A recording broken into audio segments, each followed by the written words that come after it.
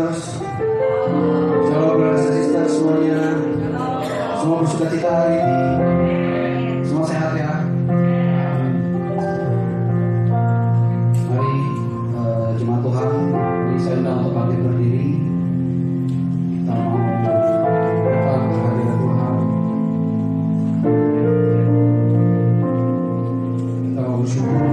Kita mau mengucap syukur sama Tuhan kalau hari ini kita diberikan kesehatan untuk bisa berkumpul di rumah Tuhan bersama-sama untuk memuji, memuliakan nama Tuhan. Kita mau mengucap syukur untuk penyertaan Tuhan selama seminggu ini.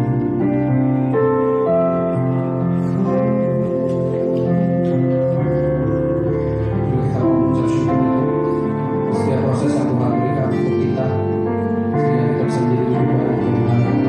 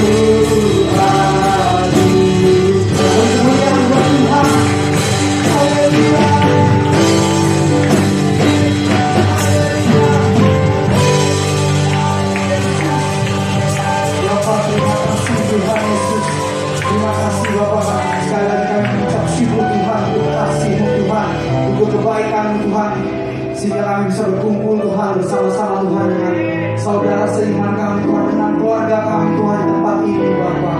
Bapak, sebentar kami ingin memuji, memuliakan nama-Mu lebih lagi. Kami mau angkat suara kami lebih lagi. Kami mau nyanyi bagi-Mu lebih lagi. Terima kasih Tuhan, terima kasih Bapak. Jemaat Tuhan, brothers and sisters yang siap memuji, memuliakan nama Tuhan lebih lagi. Sama-sama kita katakan, amin, haleluya, haleluya. Shalom semuanya, shalom. Shalom brothers and sisters. Boleh kasih senyum ke kanan kiri sambil bilang Tuhan baik, Tuhan baik. Siap angkat suara buat Tuhan? Siap angkat suara buat Tuhan? Siap katakan yes.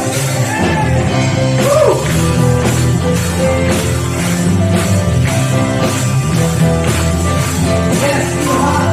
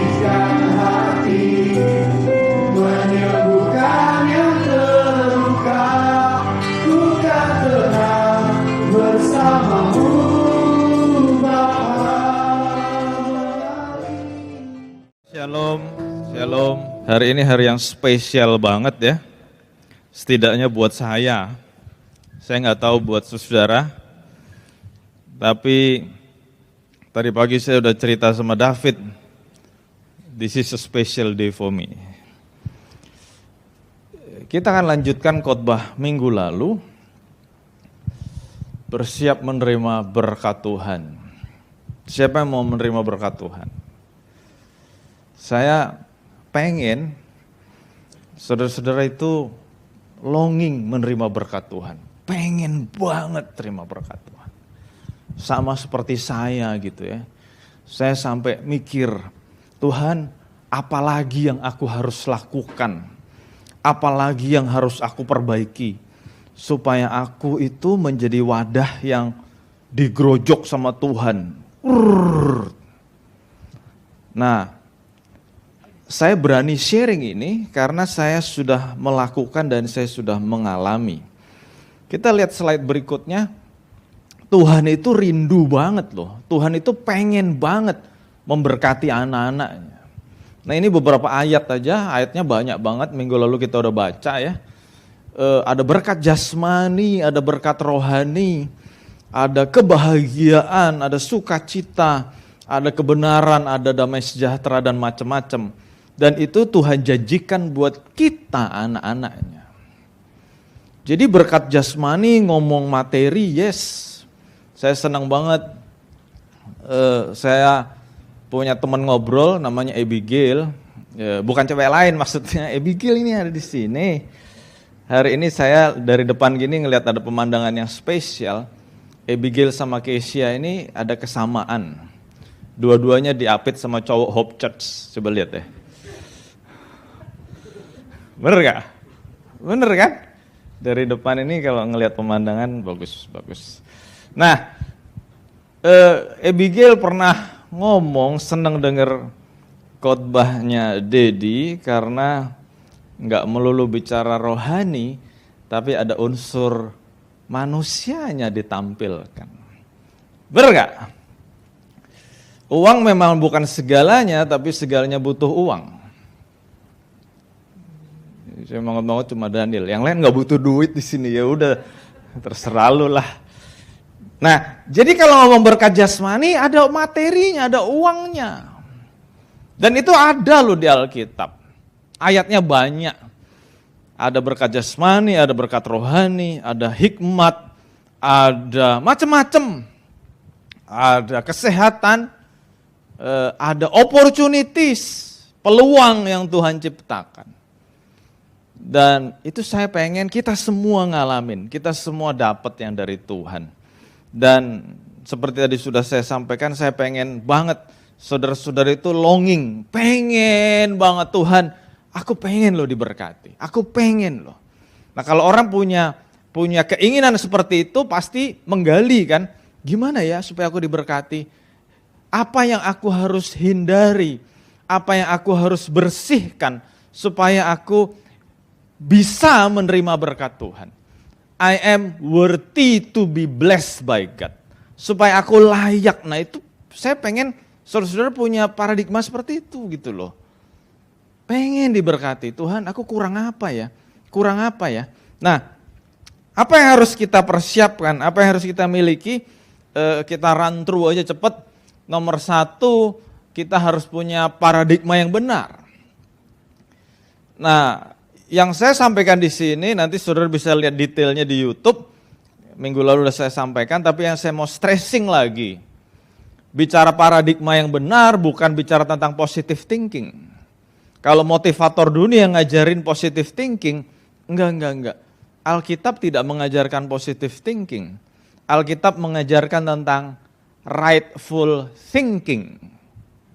Pemikiran yang benar. Kenapa? Karena orang yang positive thinking belum tentu pemikirannya sesuai dengan firman Tuhan.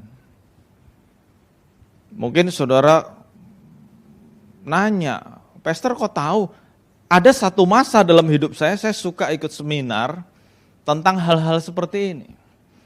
Dan saya sudah sharing sama saudara, waktu ikut seminar kayak begitu, satu lagu yang mereka suka adalah I Believe I Can Fly. I believe I can fly, I believe I can touch the sky. Dan berapa kali saya ikut seminar itu diadakannya di gedung-gedung tinggi. Dalam hati saya kalau lu bener mengimani I believe I can fly, buka jendela lu lompat. Bisa gak? Bisa gak? Gak bisa. Tetapi motivator itu membangun namanya positive thinking. Ayo berpikir positif. Gak salah sih. Tapi ada hal-hal yang menurut mereka positif, tetapi tidak benar menurut Alkitab. Dan waktu saya ngobrol sama orang-orang yang suka belajar positive thinking, ada satu ekses yang saya temukan. Bisa membangun, bisa bisnis, bisa macam-macam, tapi nggak perlu ada uang, nggak perlu ada modal. Kenapa? Kita pakai aja uang orang lain, kita pakai aja uang bank. Oh itu saya nggak setuju. Itu saya nggak setuju. Karena Alkitab juga mengajarkan enggak begitu caranya. Kita tidak boleh maju dengan mengorbankan orang lain. Yang setuju katakan yes. Kita enggak boleh senang dengan melihat penderitaan orang lain. Enggak boleh begitu. Nah orang yang positive thinking diajar gitu. Kalau bisa enggak bayar, kenapa bayar? Kalau bisa enggak pakai uang, kenapa pakai uang? Kayak gitu. Wah itu enggak bener tuh. Makanya saya mau katakan, saya stressing, saya highlight rightful thinking. Paradigma yang benar, bukan positive thinking. Nah saya udah bicara panjang lebar tentang paradigma yang benar, penting banget orang yang punya paradigma yang benar itu akan bisa menjiwai Roma 8 ayat 28. Sorry Yan, kita lompat-lompat. Tapi saya percaya Yanti keren banget. Roma 8 ayat 28 dikatakan, aku tahu sekarang bahwa Allah turut bekerja dalam segala sesuatu untuk mendatangkan kebaikan. Nah, orang yang paradigmanya sudah sesuai dengan paradigmanya Tuhan, orang yang sudah rightful thinking, Bahkan kalau saya mau pakai kata-kata yang lebih eksklusif lagi, orang-orang yang sudah biblical thinking, apapun yang terjadi dalam hidupnya, dia bisa mendapatkan rema dalam Alkitab ini. Aku tahu sekarang Allah turut bekerja dalam segala sesuatu. Segala sesuatu itu ngomong yang kita suka, tapi juga ada hal yang tidak kita suka. Segala sesuatu tuh ngomong hal yang aku damba-dambakan, tetapi juga hal yang aku hindari. Jadi misalnya, aku tahu sekarang Allah turut bekerja dalam segala sesuatu untuk mendatangkan kebaikan bagi mereka yang mengasihi Dia. Dan bagi mereka yang terpanggil sesuai dengan rencana Allah. Misalnya tiba-tiba ada yang telepon saya, Pak Nathan bisa datang ke rumah saya atau ke kantor saya, atau kita ketemuan di mana, tapi Pak Nathan naik Grab aja ya, jangan bawa mobil. Oh kenapa? Udahlah percaya ya Pak. Terus tiba-tiba saya datang, terus ketemuan, makan, ngopi, terus orangnya ngasih kunci mobil BPKB, mobilnya di depan bawa pulang Pak. Wah, di situ sambil nyetir mobil, saya bilang, aku tahu sekarang Allah turut bekerja dalam segala sesuatu untuk mendatangkan kebaikan. Bisa nggak ngomong begitu? Bisa dong orang dapat mobil. Tapi bagaimana respon kita waktu mobilnya kita parkir? Nih, punya mobil kita parkir. Anteng-anteng aja nih, tiba-tiba ditabrak truk. Grus! Bisa nggak waktu kita dengar truk nabrak, grus, mobilnya tinggal setengah, terus kita ngomong, aku tahu sekarang Allah turut bekerja mendatangkan kebaikan. Nah kalau ada yang berani geleng-geleng kepala, berarti kita mesti terus belajar firman Tuhan, mengalami Tuhan, supaya bukan cuma kalau hal-hal baik aja kita bilang Allah turut bekerja dalam segala sesuatu, tapi hal-hal buruk pun kita bisa ngomong Allah turut bekerja dalam segala hal. Kita dapat kangtau besar, dapat bisnis besar, yes, aku tahu Allah turut bekerja dalam segala hal. Tapi sebaliknya, kalau dapat berita kita kehilangan pekerjaan, kehilangan cuan, kehilangan kangtau, atau sebaliknya, atau sebagainya, kita masih bisa ngomong, aku tahu Allah turut bekerja dalam segala hal. Hari-hari ini saham turun semua. Betul ya Rick ya? Waktu saya ngelihat, saya ngomong, aku tahu Allah turut bekerja dalam segala hal untuk mendatangkan kebaikan. Turun semua loh. Semua, setidaknya yang saya punya, semuanya turun. Bisa nggak sambil ngelihat, aku tahu Allah turut bekerja dalam segala hal untuk mendatangkan kebaikan. Nah, orang yang punya rightful thinking, orang yang punya paradigma yang benar, orang yang punya biblical mindset, buktinya apa? Bisa mengalami ayat ini. Jadi kita ngaca, aku udah bisa belum ya gitu ya. Nah kalau belum, terus kita belajar firman Tuhan, terus kita belajar untuk semakin kenal Tuhan, supaya kita punya paradigma yang benar. Punya paradigma yang benar itu penting banget. Saya ulang ceritanya, bangsa Israel udah nyaris satu langkah masuk tanah perjanjian. Nyaris satu langkah tuh. Udah ngeliat nih. Jutaan orang Israel udah ngeliat tanah perjanjian di depan. Tetapi hanya karena mereka punya paradigma yang salah. Tuhan ngomong sama Musa, mereka gak layak masuk nih. Aku akan menghabisi satu generasi ini. Orang Israel yang bisa masuk cuma 2, Yosua dan Kaleb. Sisanya mati di perjalanan. Saya bayangin mungkin mereka perjalanannya dari Mesir ke tanah itu kurang lebih udah 1 tahun. Tinggal masuk bilangan 13. Tinggal masuk. Terus Tuhan bilang sama Musa, enggak. Puter. Ada yang tahu muternya berapa lama? 40 tahun. Jadi kalau saudara nangkep ceritanya, berkat Tuhan itu sudah di depan mata. Bukan cuma depan mata, depan hidung. Tapi karena punya paradigma yang salah, nggak jadi. Nah, saya mau sharing ya pengalaman hidup. Baru aja ini terjadi, belum setahun lah. Kepada beberapa orang saya cerita lebih detail, tapi karena ini ada di YouTube nggak enak diceritain detail. Sejak kurang lebih akhir tahun yang lalu, beberapa orang mendorong saya untuk maju menjadi salah satu calon ketua di sebuah organisasi. Saya nggak sebut. Dan semakin lama dukungannya semakin besar, dan banyak pendeta-pendeta besar yang doain saya. Bukan cuma doain, tumpang tangan, diurapi, diunyeng-unyeng. Waktu hari H, bukannya saya tidak terpilih loh, saya dianggap tidak masuk kualifikasi.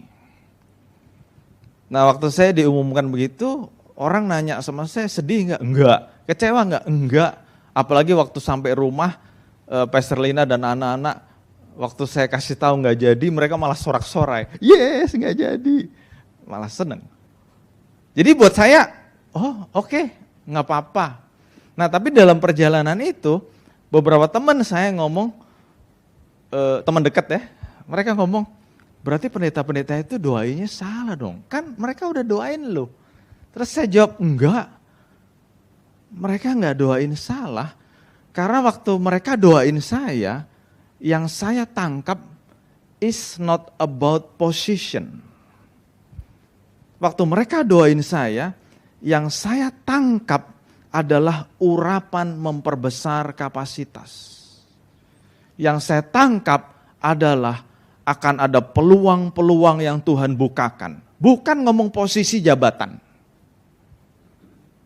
Nah, waktu saya sharing itu ke teman-teman dekat saya, mereka sampai bilang, gila ya, lu punya paradigma yang hebat banget. Nah, di situ. Jadi waktu pendeta-pendeta besar unyeng-unyeng saya tidak menganggap itu sebagai sebuah doa untuk sebuah posisi. Tetapi saya menganggap itu adalah sebuah doa memperbesar kapasitas, membuka peluang-peluang, dan benar itu jadi kenyataan. Saya nggak pernah ngimpi, nggak pernah mikirin juga nggak pernah.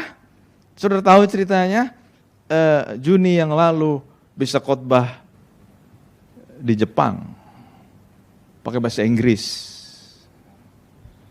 Itu kan sesuatu yang wow, buat saya, nggak tahu buat saudara. Dan beberapa hari lalu, Pastor Lina dapat video call, ada gereja lain di Jepang, sudah mengundang saya untuk khotbah di Jepang juga. Waktu saya dengar, Tuhan Yesus dahsyat. Bukan sayanya hebat, Tuhan Yesus dahsyat. Dan ini bisa kita terima dari Tuhan, berkat ini bisa kita terima dari Tuhan waktu kita punya paradigma yang benar. Coba kalau paradigma saya tentang posisi, coba kalau paradigma saya tentang jabatan, kecewa, gak jadi, bukannya gak kepilih loh, tidak masuk nominasi, bete-nya luar biasa. Tapi hari-hari itu sama sekali saya gak bete, gak sedih, gak kecewa, biasa aja. Kenapa? Karena saya menangkap yang hamba-hamba Tuhan besar itu doakan, saya nggak usah sebut namanya, kalau saya sebut namanya pasti sudah tahu. It's not about position, tetapi tentang peluang yang dibukakan oleh Tuhan, tentang kapasitas yang diperluas. Jadi yuk saya ajak kita punya paradigma yang benar. Yang mau katakan yes. Yang kedua udah saya sharingkan juga, marilah kita memiliki mental yang kuat. Karena setiap kali Tuhan memberi promosi, itu ada sesuatu yang menantang kita, yang challenge kita. Kalau ada promosi dari Tuhan, ada berkat dari Tuhan, nggak tahu kenapa ada challenge yang akan berdiri di antara kita dan berkat Tuhan. Saya ulang ya, Tuhan ngasih promosi nih, Tuhan ngasih janji, terus nggak lama setelah itu pasti ada sesuatu yang menghalangi antara kita dengan janji Tuhan itu. Nah kalau kita punya mental yang lembek, nggak jadi deh, dapat nggak berkatnya? Dapat nggak janjinya? Nggak dapat. Saya udah ceritakan, waktu Yosua dapat promosi menggantikan Musa, Yosua dapat tantangan harus membawa bangsa Israel menyeberangi sungai Yordan dan mengalahkan kota terkuat, kota purbakala terkuat di zaman itu, yaitu Yeriko. Itu kan challenge. Padahal yang Tuhan ngomong, ayo kamu gantikan Musa. Nih kalau orang mikirin posisi, bingung pasti. Disuruh gantiin tapi malah dapat masalah. Nah contoh yang kedua tentang Daud. Dalam 1 Samuel 16, Daud diurapi jadi raja. 1 Samuel 17, ada Goliat yang menantang Daud. Itu kan challenge. Nah dalam pengalaman hidup saya, hal-hal seperti ini juga terjadi. Nih ada janji Tuhan, Tuhan sudah berjanji, wah saya sudah kegirangan, tiba-tiba ada challenge, ada tantangan. Nah pertanyaannya, kita akan bilang, nggak jadi deh Tuhan, nggak usah deh, aku mau hidup damai aja, nggak usah. Terus mundur teratur atau belok kanan atau belok kiri, ditur. Tapi waktu saya belajar firman Tuhan ini, Tuhan ngajarin, nih ada janji Tuhan, nih ada janji Tuhan. Ini saya di sini, tiba-tiba muncul challenges, tantangan-tantangan. Kita belajar dari Yosua dan dari Daud. Sudah ada janji Tuhan, ada yang menghalangi. Kita keluarin pedang kita. Ayo, let's fight. Ayo. Dan itu hanya bisa dilakukan oleh orang-orang yang punya mental yang kuat. Jadi kalau udah ada janji Tuhan, terus kita lagi on the way menuju janji Tuhan, ada masalah nih. Jangan keok. Yang sudah yes. Misalnya tiba-tiba ada yang dapat kabar, dapat beasiswa sekolah di Amerika. Wah seneng dapat beasiswa. Tiba-tiba ada berita macam-macam. Nggak jadi deh. Sayang banget. Ayo berjuang. Itu tuh hanya stumbling blocks yang iblis lemparkan supaya kita tidak menerima berkat Tuhan. Mau berjuang? Mau punya mental yang kuat? Poin yang ketiga, jadilah orang yang saleh, kudus. Saya ketemu bahasa Inggrisnya, blameless. Nggak bisa disalahin, nggak bisa didakwa. Karena faktanya, kalau kita lihat dari cerita Ayub, iblis itu suka jelek-jelekin kita di hadapan Tuhan. Nah, waktu iblis jelek-jelekin kita di hadapan Tuhan, dan apa yang dikatakan oleh iblis terbukti, wah itu bahaya. Kenapa? Karena Tuhan bisa menunda berkat. Dia mengerti kata yes. Nah, bayangin kalau iblis jelek-jelekin kita di hadapan Tuhan, dan Tuhan bilang, yang lu ngomong salah tau gak? Nathan gak kayak begitu orangnya. Wah itu kan keren banget. Kenapa? Karena Tuhan mendapati kita worthy, layak untuk diberkati.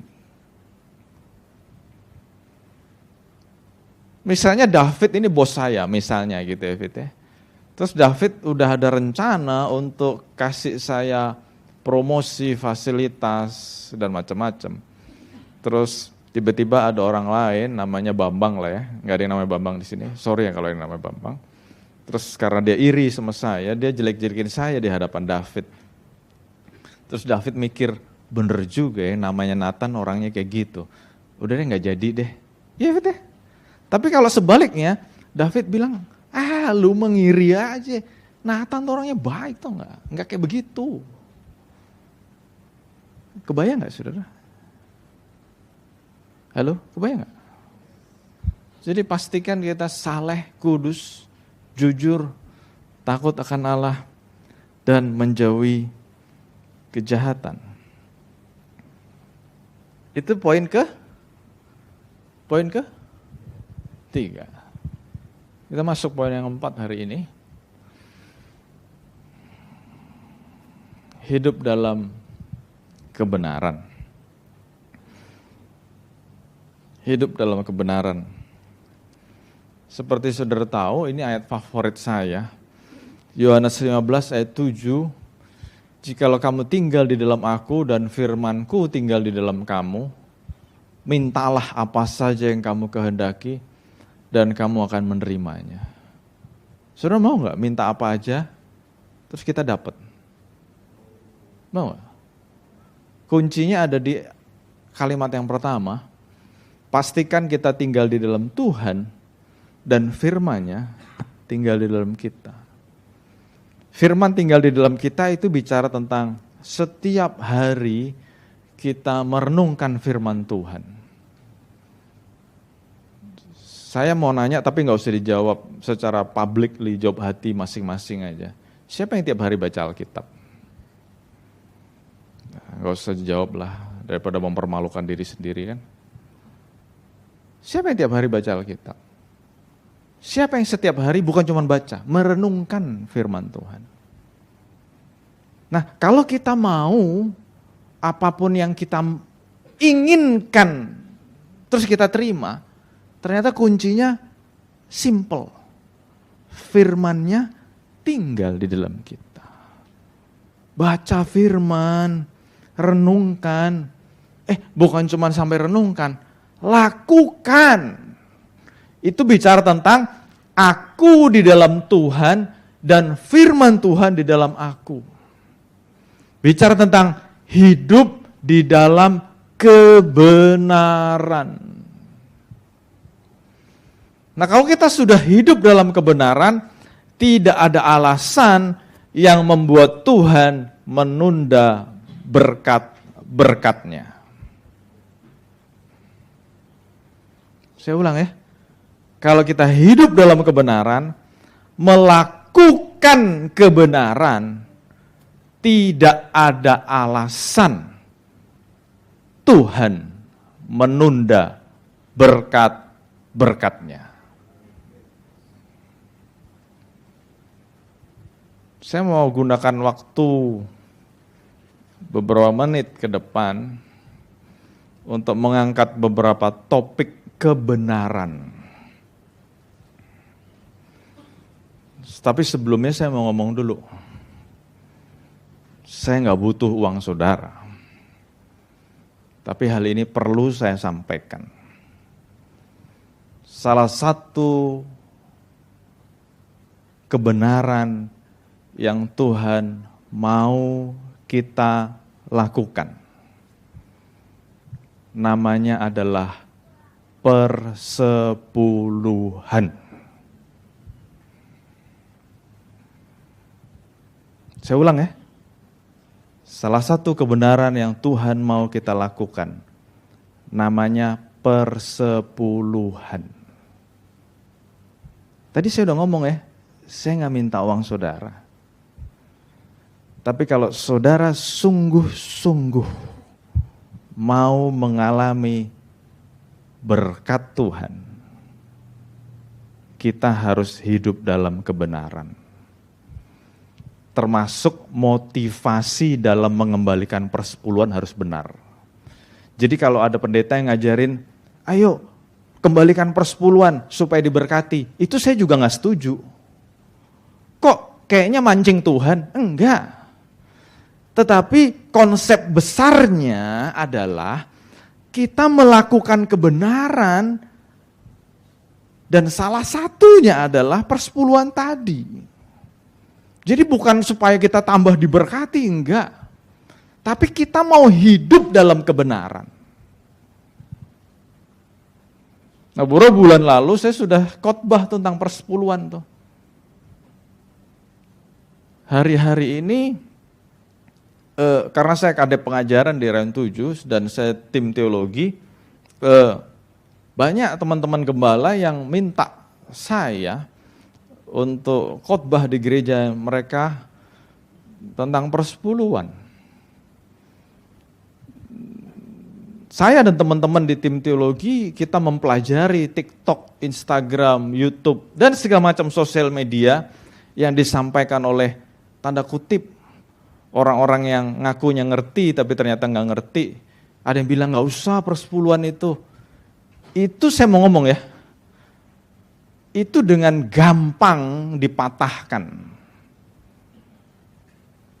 Kenapa? Ya karena mereka nggak ngerti firman Tuhan kok ngomong begitu.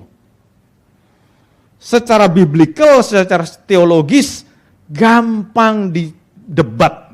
Bukan cuma didebat, gampang dipatahkan. Dan waktu diskusi dengan teman-teman tim teologi, saya menemukan sebuah fakta, orang-orang yang ngomong gak usah persepuluhan, itu bukan secara teologis atau secara biblikal, tetapi saya menemukan, kan saya nonton juga IG-nya, TikTok-nya, YouTube-nya, saya menemukan mereka punya satu kesamaan. Kesamaannya bukan karena teologis atau biblikal, tetapi kesamaannya adalah mereka kecewa dengan gereja mereka masing-masing. Karena mereka kecewa dengan gereja masing-masing atau gereja mereka sebelumnya atau gembala mereka sebelumnya, mereka ngomong gak usah persepuluhan. Karena ada rasa kecewa dengan gereja, ada rasa kecewa dengan gembalanya, terus mereka koar-koar gak usah persepuluhan. Tetapi faktanya persepuluhan ditulis dalam Alkitab. Dan waktu kita mentaatinya, kita hidup dalam kebenaran. Saya sudah pernah khotbahkan secara sederhana. Karena kalau saudara pengen benar-benar yang biblical dan theological, ayo saya bisa ngasih tahu lebih dalam lagi. Tetapi kan level jemaat nggak perlu kan.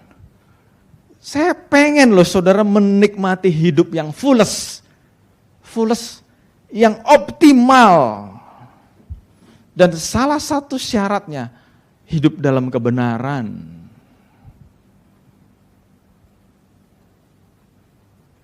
Dan luar biasa loh, mungkin saudara bertanya-tanya, Pastor kenapa sih tiba-tiba ngomong persepuluhan?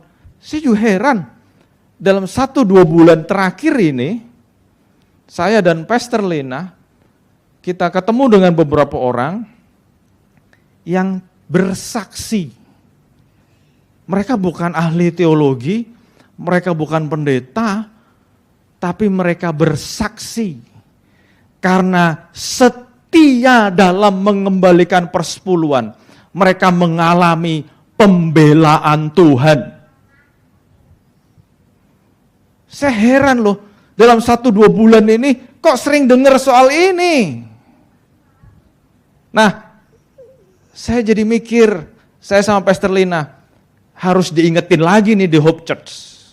Supaya enggak cuma dengar dari orang lain, tapi Hope Church juga mengalami pembelaan Tuhan.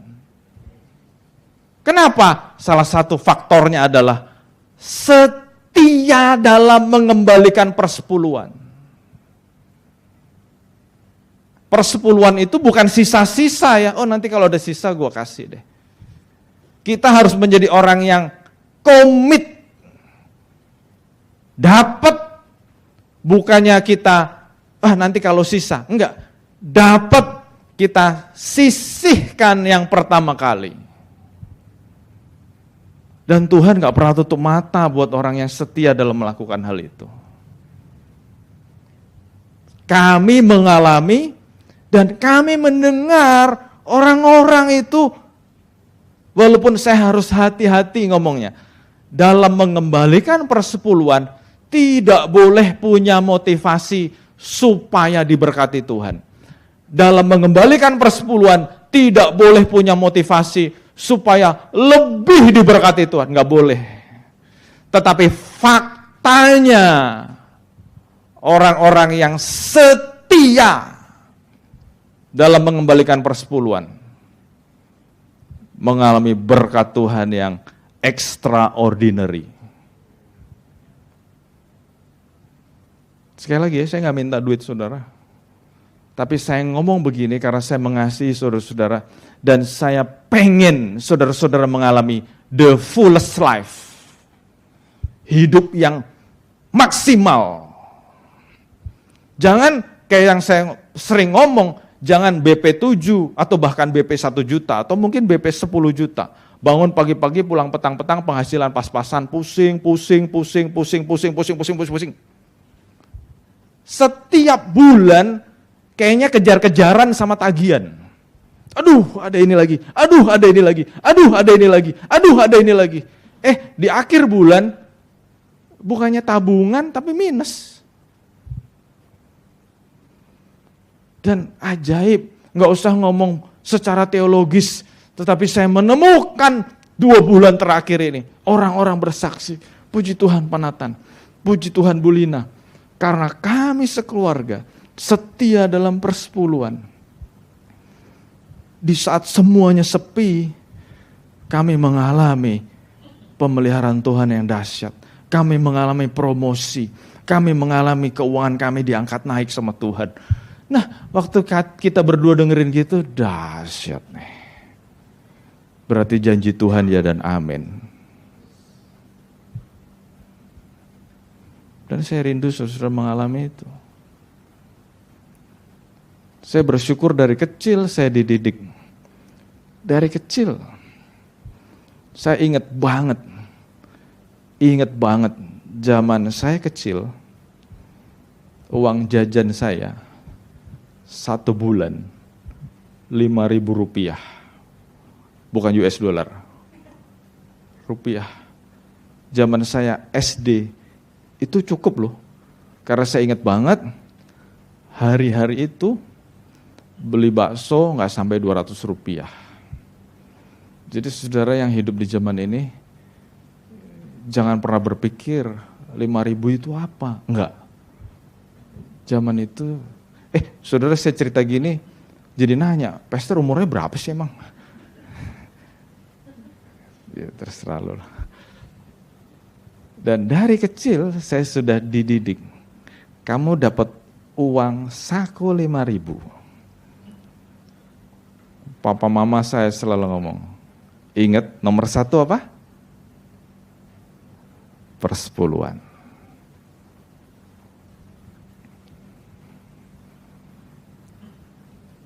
Hari ini saya ngomong sebagai gembala saudara, dan saya ngomong sebagai your spiritual father. Saya nggak ada niat minta uang saudara. Nggak ada niat. Tapi yang saya mau saudara mengalami berkat Tuhan yang maksimal. Nggak ada yang ngomong amin. Jangan lupa persepuluhan. Oh, saya sudah banyak nyumbang kok. Nyumbang anak yatim, anak terlantar, fakir miskin. Dan pokoknya yang ada di undang-undang dasar tuh. Fakir miskin, anak terlantar dipelihara oleh negara. Saya pelihara itu semua. Oh bagus, bagus. Tetapi juga ayatnya ada. Kalau kita tergerak dalam pelayanan seperti itu diambil dari 90%-nya, bukan 10%-nya. Ngerti nggak saudara? Ngerti nggak? Ada YouTube, TikTok, IG dan ngomong, oh kita bantu orang tua kita bantu saudara kita, jadi nggak perlu persepuluhan. Itu luhur, itu mulia. Bantu orang tua, bantu saudara, itu mulia, itu luhur. Apalagi saya tahu banget generasi ini disebut sandwich generation. Kenapa? Karena harus menafkahi istri dan anak-anak atau sebaliknya suami dan anak-anak, tetapi juga harus menafkahi orang tua. Makanya disebut sandwich generation. Jadi membantu orang tua, membantu saudara kandung itu sesuatu yang luhur. Tapi kebenaran firman Tuhan itu semua diambil dari 90%. 10% Tuhan punya. Kebenaran yang kedua. Poinnya masih banyak, tapi saya nggak bisa melanjutkan hari ini, kita lanjutkan minggu-minggu depan. Tetapi khusus buat hari ini, kalau firman-Nya tidak enak didengar, nggak apa-apa. Kan kita punya mental yang kuat. Kita punya paradigma yang benar. Ya enggak? Jadi bicara tentang hidup dalam kebenaran, nomor satu yang hari ini Tuhan mau kita dengar adalah persepuluhan. Persepuluhan bukan cuma saudara ya. Saya juga persepuluhan, jangan dianggap saya enggak. Saya juga persepuluhan. Dan saya bebannya lebih berat. Bulan lalu GBI mengadakan sidang sinode dan terpilih ketua umum yang baru, walaupun sama tapi terpilih yang baru, maksudnya periode yang baru. Dan sudah diumumkan, ini saya sharing sama saudara, siapa tahu saudara ada yang punya cita-cita berkarir di dalam GBI, siapa tahu kan, no one knows. Saya juga nggak punya keinginan seperti itu, tiba-tiba Tuhan bawa. Ada sebuah tata tertib dalam Gereja Betel Indonesia yang mengatakan pejabat GBI wajib mengembalikan persepuluhan. Dan setiap pejabat GBI diberikan virtual account. Jadi yang tidak mengembalikan persepuluhan ketahuan. Dan konsekuensinya kalau ada yang tidak mengembalikan persepuluhan secara berkesinambungan, tidak bisa naik ke jenjang berikutnya. Itu ada. Jadi hubungannya bukan cuma antara manusia dengan Tuhan, tetapi dalam organisasi sudah menjadi sesuatu yang di-highlight, di-bold. Dan saya melihat sendiri, karena saya aktif di dalam GBI, dan hari-hari ini kita sedang menyusun kabinet untuk periode yang baru ini. Begitu banyak orang yang dicoret, tidak bisa masuk dalam kabinet. Karena apa? Waktu dicek, persepuluhannya ada yang 0, ada yang di bawah 30%, ada yang tidak 100%. Jadi udah 90% nih. Tapi sorry, mesti 100%. Waduh. Itu kan hanya gara-gara satu hal yang tanda kutip sebagian dari saudara nganggap, masa sih. Jadi tidak bisa go to the next level. Kebenaran yang kedua yang saya mau sharingkan, kalau tadi sebelum ngomong persepuluhan saya ngomong, saya nggak butuh uang saudara. Saya mau ngomong juga nih sebelum ngomong poin yang kedua, sebelum kita tutup ya. Saya nggak butuh dihormat-hormati, beneran nggak. Tetapi yang saya mau sampaikan adalah kunci hidup dalam kebenaran. Ibrani 13. Hari ini temanya hidup dalam kebenaran ya. Dan waktu saya siap khotbah untuk hari ini, Tuhan ingetin dua hal tadi, dua hal penting supaya Hope Church ini diberkati Tuhan. Supaya Hope Church ini hidup dalam kebenaran. Nomor satu, hubungan kita dengan Tuhan lewat persepuluhan. Nomor dua, saya ngomong sekali lagi ya, saya bukan tipe orang yang gila hormat. Saudara yang kenal saya bukan tipe orang gila hormat kan? Ya Fit ya? Tapi saya menyampaikan kebenaran. Kalau saudara mau hidup dalam kebenaran, ada satu poin yang firman Tuhan sampaikan. Di sini ngomong apa? Taatilah dan tunduklah kepada pemimpinmu. Respect and honor.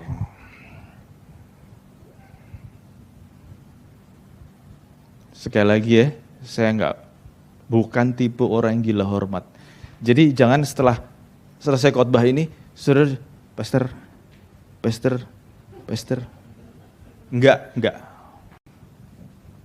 Saya bersyukur belajar banyak. Saudara-saudara boleh menjadi reminder buat saya. Seorang pemimpin kalau sudah tidak ada yang berani mengoreksi, berani mengkritik, itu dia dalam posisi yang membahayakan. Dan waktu saya masuk dalam dunia pelayanan, dan Tuhan percayakan saya jadi gembala, dalam kehidupan gereja, khususnya di gereja, orang kalau sudah jadi gembala, itu udah kayak Tuhan kecil. Serius nih saya ngomong. Tapi saya bersyukur di atas saya ada pemimpin-pemimpin yang yang Tuhan kasih otoritas untuk menegur, untuk mengarahkan. Dan merekalah orang-orang yang saya hormati. Saya ngomong jujur, apakah saya selalu setuju sama mereka? Belum tentu. Tapi yang pasti saya harus respect and honor. Telepon atau WA, Pak Nathan, saya mau ketemu besok di Bogor. Apa yang saya lakukan? Berangkat saya. Karena saya tahu dia pemimpin saya. WA, tek. Meeting yuk. Saya bela-belain. Kenapa? Karena saya tahu ayat ini. Mereka adalah my spiritual covenant, my spiritual coverage. Kalau kita mau ada di bawahnya mereka, mereka akan menjadi tudung rohani, menjadi spiritual protection. Jadi kalau ada serangan-serangan dari iblis, saya terlindungi. Kenapa? Karena saya punya spiritual coverage. Dan saya mengalami sejak punya bapak rohani, sejak punya pemimpin rohani, hidup saya lebih nyaman, lebih aman, walaupun lebih capek. Kenapa?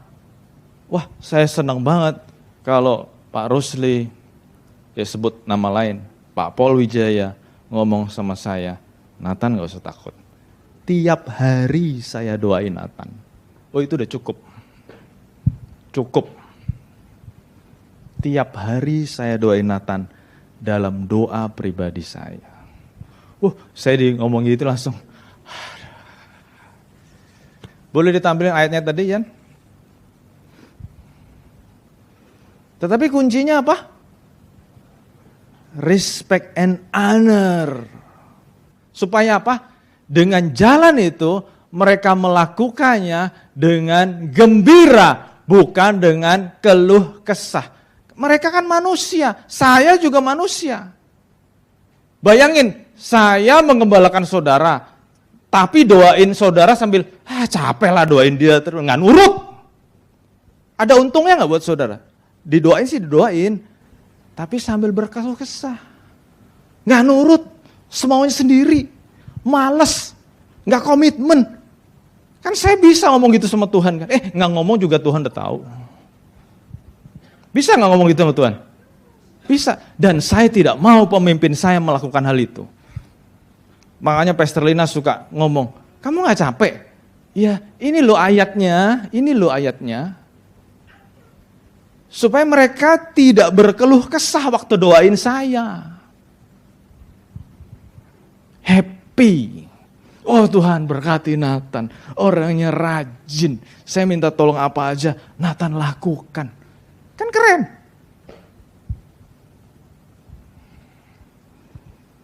Pak ngomong apa?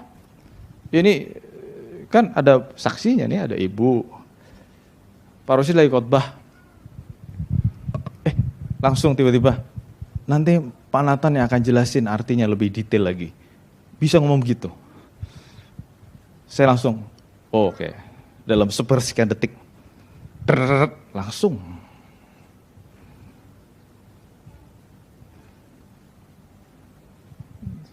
Saya bersaksi ini supaya saudara punya paradigma yang benar.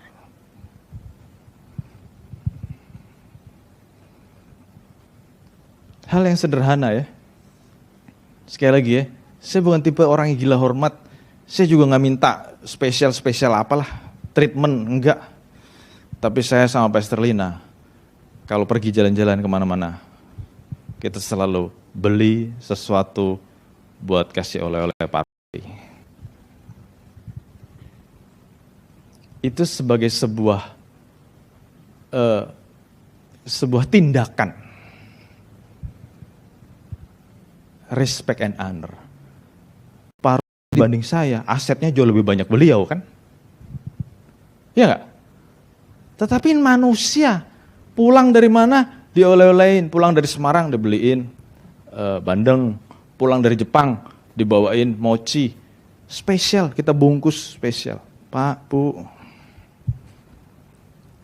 saya nggak minta saudara melakukan itu ya, tapi kalau saudara tergerak melakukan itu, ya bagus juga.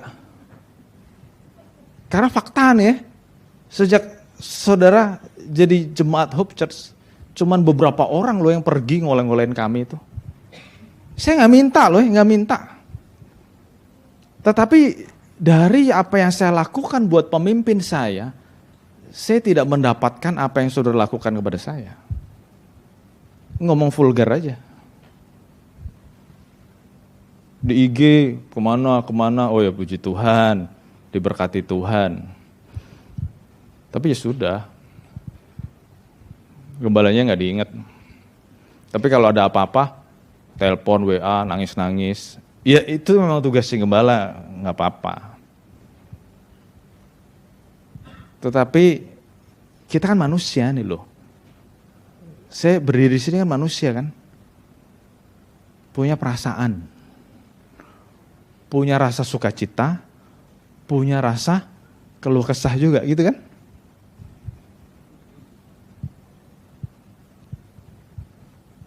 Sekali lagi saya tidak minta special treatment, tetapi itu yang saya dan Pastor Lina lakukan kepada pemimpin-pemimpin kami.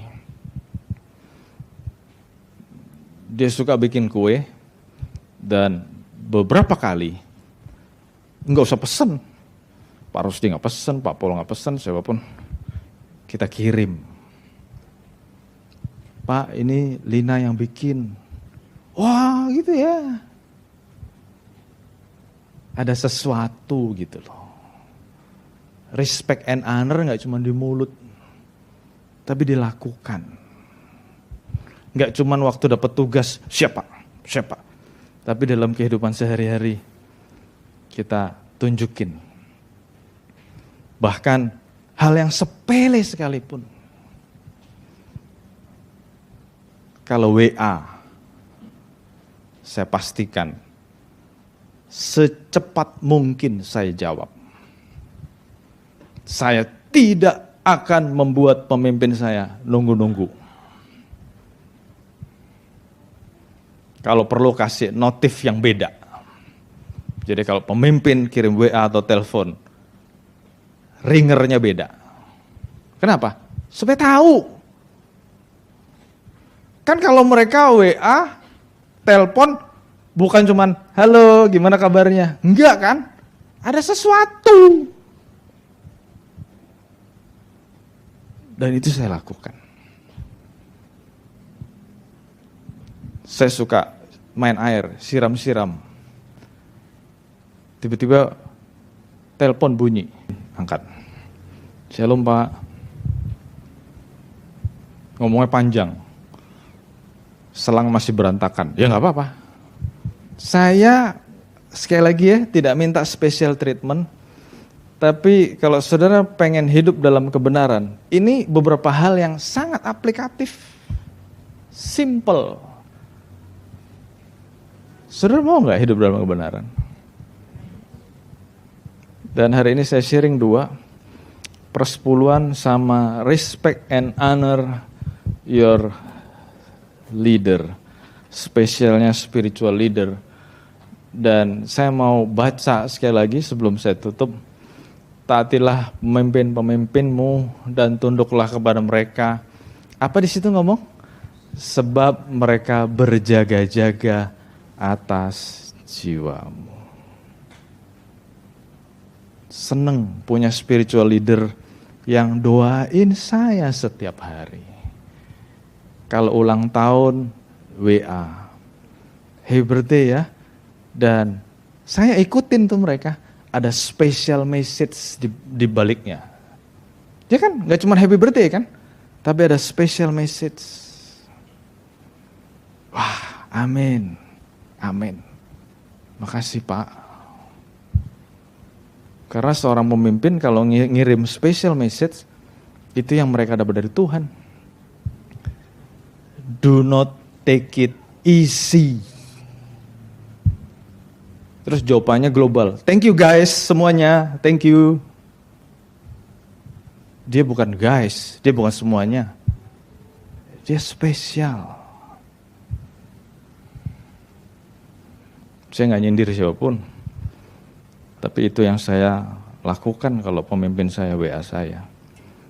Secara japri maupun secara grup. Saya balasnya juga spesial.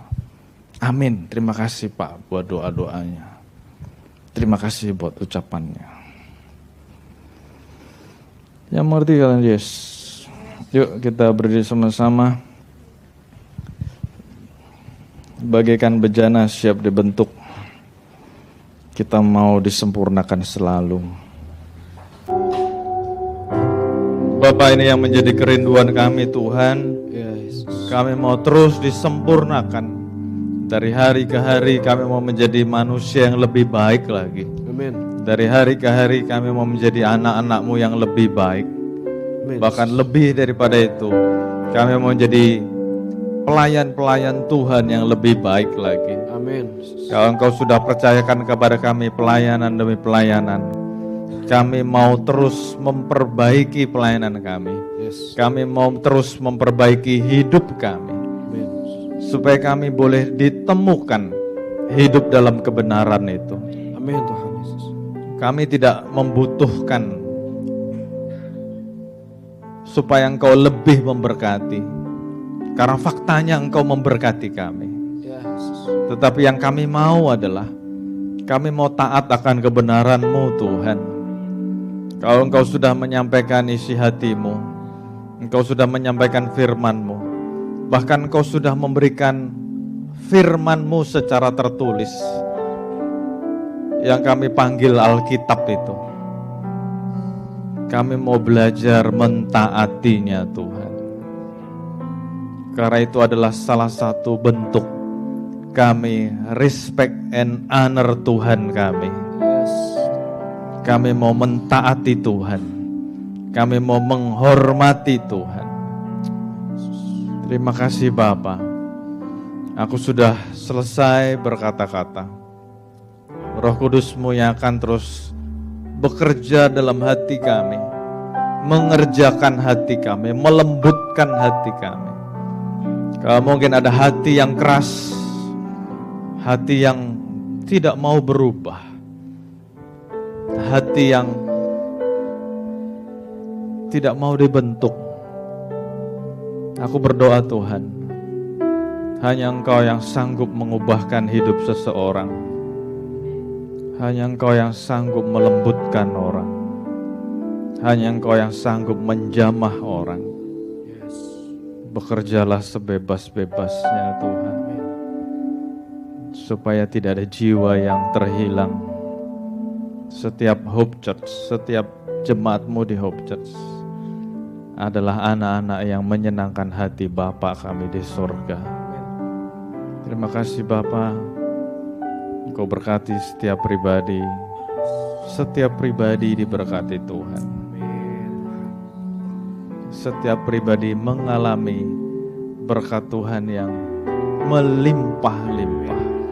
Bukan hanya secara jasmani, tetapi berkat-berkat rohani. Juga damai sejahtera dan sukacita boleh limpah dalam hidup kami masing-masing. Terima kasih Bapa. Terima kasih untuk pesan-pesan-Mu. Terima kasih buat firman-Mu yang sudah kami dengar. Aku mau melakukannya dengan setia. Karena itu adalah bentuk kami mengasihi Tuhan kami. Makasih Tuhan, makasih Tuhan. Sekarang kami akan memberikan yang terbaik. Engkau sudah terlebih dahulu memberkati kami. Dan sekarang kami akan menggunakan harta kami untuk memuliakan nama Tuhan. Engkau berkati tangan-tangan yang akan memberi, bahkan tangan yang mengelola keuangan di gereja ini. Engkau juga berkati. Terima kasih Bapak, terima kasih Bapak. Dan kami mau memberi yang terbaik, karena Engkau sudah terlebih dahulu memberi yang terbaik. Terima kasih Bapak. Saudara-saudara dikasih Tuhan, terimalah berkat yang berlimpah-limpah dari Allah Bapa kita, kasih sayang anugerah dari Tuhan kita Yesus Kristus, persekutuan yang manis dengan Roh Kudus yang terus memimpin, menguatkan, meneguhkan kita, ada selalu bersama dengan kita mulai saat sekarang ini, bahkan sampai selama-lamanya. Dan kita yang diberkati Tuhan sama-sama katakan Amin. amin, amin. Haleluya Tuhan. Ku bersyukur Bapa, ku bersyukur Tuhan, buat kasih setiamu Tuhan, Buat kasih setiamu di dalam hidupku. Ku bersyukur, dan kami mengucap syukur Tuhan. Ku